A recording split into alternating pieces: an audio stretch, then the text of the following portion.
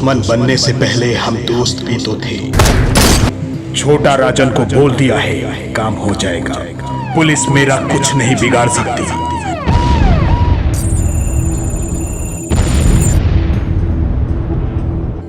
छोटा राजन कभी underworld don Dawood Ibrahim का सबसे खास था। अपराध की दुनिया में उसकी एंट्री सिनेमा घर के बाहर से ही हुई थी। वह शंकर सिनेमा के बाहर ब्लैक में टिकटें बेचा करता था। उसकी जिंदगी की कहानी पर संजय दत्त की वास्तव से लेकर विवेक ओबराय, अजय देवगन की कंपनी तक कई फिल्में बन चुकी हैं। यकी मुंबई में कोई पुलिस वाला नहीं है जो नजर उठा के अपन के साथ बात कर सके। मुंबई पे राज करता हूँ, राज क्या? नाम राजेंद्र सदाशिव निखलजे उर्फ छोटा राजन।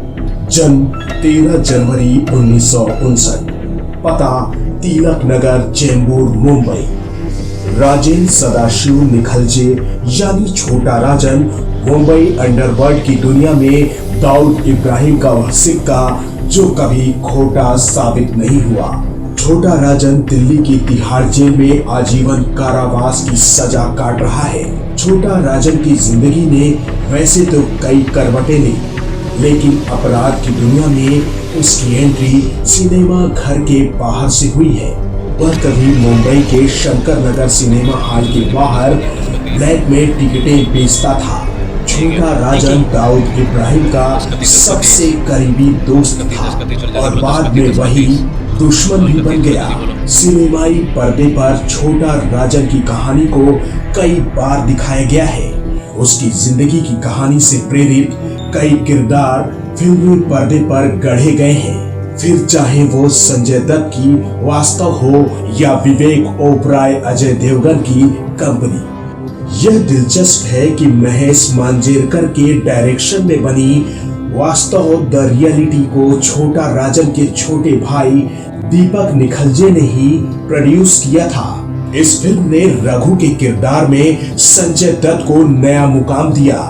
रघु का किरदार छोटा राजन की असल कहानी से प्रेरित था। जैसे मुंबई में एक साधारण परिवार में रहने वाला रघु हालत के आगे मजबूर होकर अपराध के दलदल में चला गया।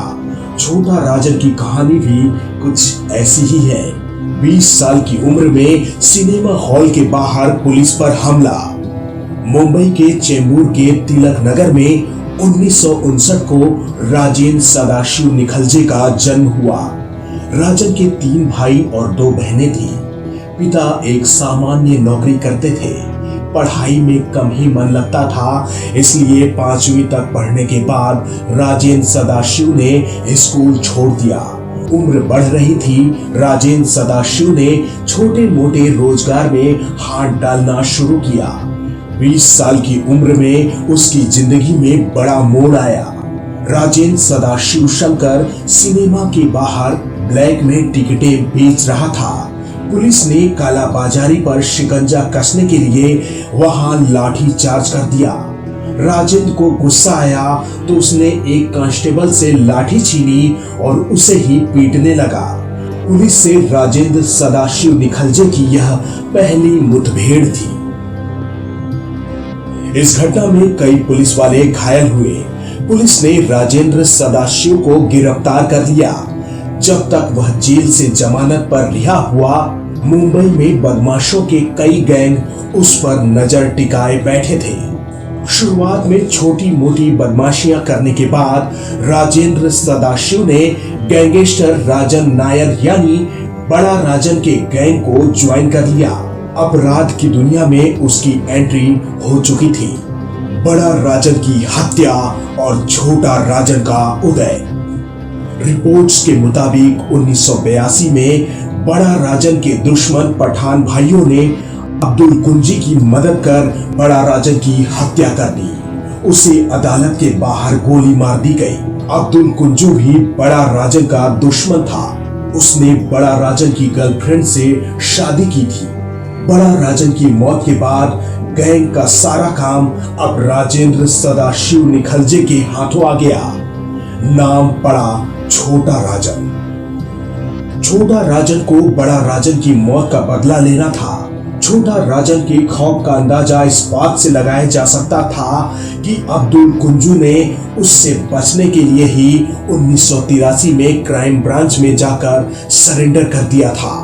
1984 की जनवरी में छोटा राजन ने कुंजू को मारने की कोशिश की, लेकिन वह घायल होकर भाग निकला। लेकिन 25 अप्रैल 1984 को जब पुलिस कुंजू को इलाज के लिए अस्पताल ले गई, तभी एक मरीज हाथ में प्लास्टर बांधे बैठा था। कुंजू को देखते ही उसने फायरिंग शुरू कर दी। कुंजू फिर बच गया। दाऊद की नजरों में आ गया छोटा राजन। इस घटना के बाद दाऊद ने छोटा राजन को मिलने बुलाया। छोटा राजन को दाऊद की गैंग में जगह मिल गई।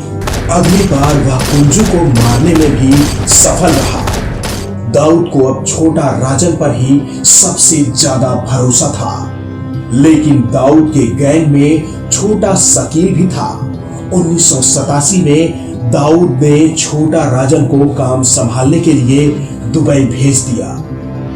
जब 1 साल बाद छोटा शकील भी दुबई पहुंचा, दाऊद और राजन में दोस्ती ज्यादा पक्की थी। यही बात छोटा शकील को चुभती थी। छोटा राजन को अब गिरोह में लोग नाना कहने लगे थे। वह बिल्डर्स और अमीर लोगों से रंगदारी लेता था। पुलिस के आंकड़ों के मुताबिक 90 के दशक में छोटा राजन की कमाई हर महीने 80 लाख रुपए के आसपास थी। यही नहीं, छोटा राजन के नाम पर सिर्फ पुलिस में 122 बेनामी होटल और पब थे। छोटा शकील को खटकने लगा छोटा राजन। दाऊद के गैंग में छोटा राजन का बढ़ता कद देख छोटा शकील ने एक टोली बनाई। उसमें शामिल था शरद शेट्टी और सुनील रावत। तीनों ने मिलकर दाऊद को छोटा राजन के खिलाफ खूब भड़काया। यह भी कहा कि छोटा राजन कभी भी आपकी कुर्सी ले लेगा। कि दाऊद ने तब जवाब दिया था कि तुम लोग कब से ऐसी अफवाहों पर यकीन करने लगे, वो बस अपनी गैंग का मैनेजर है। छोटा शकील ने लिया दाऊद के भाई का बदला। दाऊद ने छोटा राजन को अपने भाई साबिर इब्राहिम कास्कर की हत्यारे करीम लाला और अमीर जादा को मारने का काम सौंपा था। इस काम में देरी हो रही थी। छोटा शकील और सौतिया ने दाऊद से एक मौका मांगा। दाऊद ने मौका दिया तो 12 सितंबर 1992 को अस्पताल में घुसकर इन लोगों ने पुलिस पंचनामे के मुताबिक 500 राउंड फायरिंग की। दाऊद का बदला भी पूरा किया और छोटा राजन की ओर से काम में देरी का मेडल भी अपने नाम कर लिया। 1993 बम धमाकों के बाद बदले रिश्ते। इस घटना के बाद दाऊद का छोटा शकील पर भरोसा बढ़ गया। 1993 मुंबई बम धमाके में सबसे काला चेहरा दाऊद और छोटा राजन का ही था। छोटा राजन ने मीडिया के जरिए अपना पक्ष रखने की कोशिश की। उसने दाऊद का भी बचाव किया। छोटा राजन बम धमाकों में अपना नाम आने से परेशान था, लेकिन इसी बात का फायदा उठाया छोटा शकील ने। उसने छोटा राजन को गद्दार कहना शुरू कर दिया। 1 साल के बाद ही दूरियां ऐसी बढ़ी कि छोटा राजन ने दाऊद गैंग के लिए काम करना बंद कर दिया। छोटा राजन अब हिंदुस्तान लौटना चाहता था, लेकिन उसका पासपोर्ट शेखों के पास था। कंपनी के चंदू और मलिक, छोटा राजन और दाऊद। राम गोपाल वर्मा ने साल 2002 में विवेक ओबराय और अजय देवगन के साथ कंपनी फिल्म बनाई थी। इस फिल्म में चंदू और मलिक की दुश्मनी की कहानी 2 दोस्तों के इसी लगाव पर आधारित थी। राम गोपाल वर्मा ने इससे पहले अंडरवर्ल्ड पर सत्या बनाई थी, जबकि बाद में उन्होंने सीरीज की तीसरी फिल्म डी बनाई थी। दाऊद की वो पार्टी और मारने की प्लानिंग। छोटा राजन की कहानी में एक बड़ा मोड़ दाऊद की पार्टी में भी आया। दाऊद ने दुबई में एक बड़ी पार्टी दी। इस पार्टी में शहर के बड़े लोगों को बुलाया गया। छोटा राजन भी पार्टी में जाने के लिए तैयार था, लेकिन तभी उसे एक फोन आया कि तुमको टपकाने का प्लानिंग है। छोटा राजन के फोन रखते ही भारतीय दूतावास वहां पहुंच गया। वहां के एक रॉ अफसर से राजन की बात होती है। वह अफसर दिल्ली में बैठकर छोटा राजन से बात करता है। कुछ ही घंटों में छोटा राजन को काठमांडू और फिर वहां से मलेशिया भेज दिया जाता है। बैंकॉक में छोटा राजन पर हमला। इधर दुबई से छोटा राजन के गायब होने से सबसे ज्यादा खुश छोटा शकील था। वह दाऊद का दाहिना हाथ बन गया था। छोटा राजन को भरोसा हो गया था कि दाऊद उसे खत्म कर देगा, इसलिए उसने कई साल छिप कर बिताए। वह मलेशिया से कंबोडिया, इंडोनेशिया होते हुए बैंकॉक पहुंच गया। साल 2002 में छोटा शकील ने छोटा राजन का पता लगा लिया। 14 सितंबर को 4 हथियारबंद लोगों ने राजन के अपार्टमेंट पर हमला कर दिया, लेकिन वह बच निकला। इस हमले के बाद भारतीय एजेंसियों को भी पता चल गया था कि राजन बैंकॉक में है। ज्योतिर्मय डे की हत्या, गोसालिया का मर्डर। साल 2001 में छोटा राजन ने बदला लिया। उसने छोटा शकील गैंग के 2 गुटों को मरवा दिया। उसके बाद 10 साल छोटा राजन कहां गायब हो गया, किसी को खबर नहीं लगी। फिर अचानक साल 2011 के जून महीने में सीनियर क्राइम रिपोर्टर ज्योतिर्मय डे की मुंबई के पवई में गोली मारकर हत्या कर दी गई। इस हत्या में छोटा राजन का नाम आया।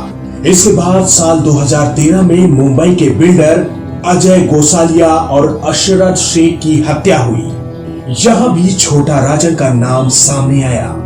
रेड कॉर्नर नोटिस, गिरफ्तारी और आजीवन कारावास। इन आपराधिक वारदातों के बाद इंटरपोल ने छोटा राजन के लिए रेड कॉर्नर नोटिस जारी किया। 2015 में खबर आई कि छोटा राजन पर ऑस्ट्रेलिया में हमला हुआ। उसी साल अक्टूबर महीने में छोटा राजन को इंडोनेशिया के बाली में गिरफ्तार कर लिया गया। हत्या, वसूली, ड्रग का धंधा, हथियार रखने, तस्करी समेत करीब 70 मामलों में आरोपी छोटा राजन को पत्रकार ज्योतिर्मय डे की हत्या का दोषी माना गया और आजीवन कैद की सजा सुनाई गई। तब से इस गैंगस्टर का पता दिल्ली स्थित तिहाड़ जेल का है।